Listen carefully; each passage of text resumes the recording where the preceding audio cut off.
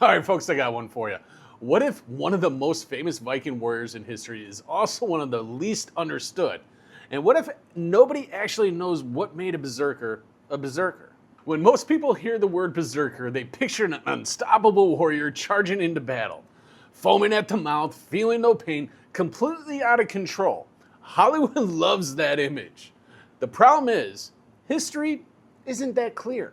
The sagas describe berserkers as elite warriors who entered a terrifying battle frenzy. They fought without fear, ignored pain, and struck terror into every one of their fucking enemies. But the sagas never give us a definitive answer for what caused that famous berserker rage. Now, over the years, historians have proposed all kinds of theories. Some believe it was intense psychological conditioning.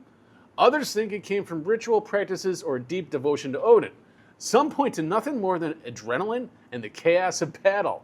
Every theory explains part of the mystery, but none of them explain all of it. And of course, we have that theory almost everybody has heard. You know, the mushrooms. You've probably all heard that claim that berserkers ate mushrooms before battle. It's a very fascinating idea, but the problem is there's no direct archaeological or written evidence proving they regularly did it.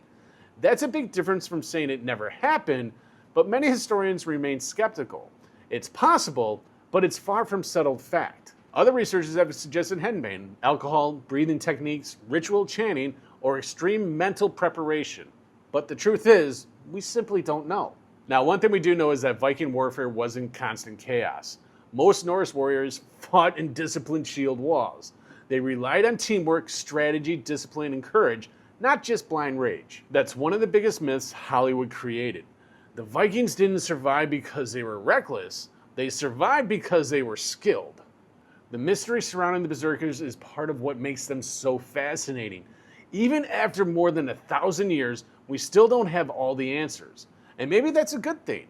History isn't always meant to give us certainty.